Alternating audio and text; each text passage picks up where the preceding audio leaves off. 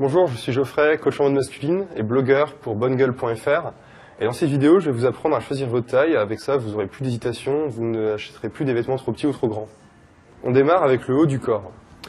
Qu'on prenne un t-shirt, une veste, un pull, une chemise, il y a toujours les mêmes repères qui viennent pour choisir la bonne taille.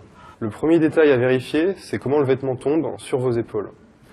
Alors, quel que soit le vêtement, vous avez souvent la manche qui est séparée par une couture par rapport au buste du vêtement.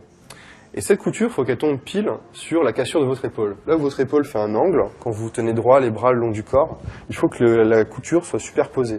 Ensuite, les pectoraux. Il faut que le vêtement, quel qu'il soit, moule très légèrement vos pectoraux. Il ne s'agit pas du tout à faire une compétition de t-shirt mouillé, mais simplement que ça mette quand même un petit peu en valeur votre buste. Faire attention aussi aux aisselles. Il ne faut pas que le vêtement vous fasse des aisselles en chauve-souris avec trop de fabrique, de matière sous le bras, mais au contraire que ça monte suffisamment haut pour justement vous allonger les bras et vous donner une silhouette plus athlétique. Une fois que vous avez vérifié que le vêtement vous va au niveau des épaules et qu'il n'y a pas trop de matière au niveau de l'aisselle, il est temps de regarder la région des hanches. Alors en fait, il faut que le vêtement, la t-shirt, la veste, c'est toujours pareil, en fait se pose normalement, naturellement sur vos hanches. Il ne faut surtout pas que vous soyez trop serré, ni que vous vous retrouviez un peu dans un sac à patates avec un bas de t-shirt qui est vraiment trop grand pour vous. Maintenant, il faut aussi vérifier la longueur.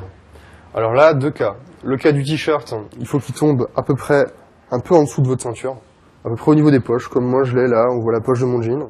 Ou dans le cas du blazer, là on a souvent coutume de dire que quand vous vous mettez en position détendue, les bras le long du corps, il faut environ que le bas du vêtement arrive au milieu de votre main, c'est-à-dire à peu près à l'arrivée des doigts. Maintenant, comment choisir la taille du pantalon? Alors là, deux cas. Pour le cas des vêtements comme le jean, il faut savoir qu'en fait, ce sont des matières qui se détendent beaucoup à l'usage. La solution, c'est d'acheter le vêtement très serré. Il faut qu'en fait, vous puissiez presque pas passer plus que 2 doigts au niveau de la taille quand vous essayez votre jean.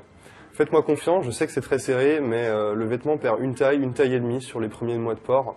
Et si vous l'achetez à la bonne taille dès le début, vous vous retrouverez avec un vêtement trop grand pendant le reste de sa durée de vie. Dans le cas d'autres vêtements, comme par exemple les pantalons en toile, qu'on appelle aussi les chinos, ils se détendent aussi un petit peu. Donc pareil, prévoir de la marge et ne pas hésiter à les acheter serrés. Enfin, les pantalons de costume. Alors là, c'est pas une matière qui s'élargit, c'est une matière qui doit, dès le début, être choisie de manière à ce qu'elle soit à votre taille. Donc à l'inverse des jeans, là, vous pouvez acheter naturellement le vêtement sans vous poser la question de comment est-ce qu'il va évoluer dans le temps. On termine maintenant avec les chaussures.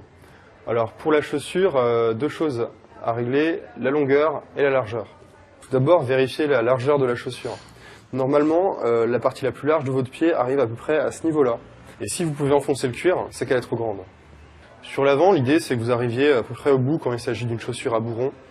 Bien entendu, avec des chaussures sur des formes plus costumes, avec des formes plus élancées. Bien entendu, vous n'avez pas le pied en triangle. Et donc, ne cherchez pas à occuper l'ensemble de la chaussure si elle a une forme allongée. On termine avec l'arrière de la chaussure. L'important, c'est que quand vous marchiez, vous n'ayez pas le pied qui se déchausse par rapport à la chaussure. Après, que vous ayez quelques petites douleurs au début sur les premiers mois de port d'une chaussure en cuir comme ça, c'est normal, c'est le temps que le cuir se fasse, qu'il s'adapte à la forme spécifique à votre pied. En conclusion, n'oubliez pas que c'est vraiment primordial de bien choisir la taille de vos vêtements, au-delà de tous les autres critères. Un vêtement peut être de bonne qualité, avoir un super style. S'il n'est pas à votre taille, ce sera un mauvais achat. Quand bien même vous le trouverez à 80% en solde ou je ne sais quoi, n'achetez pas un vêtement qui n'est pas exactement à votre taille.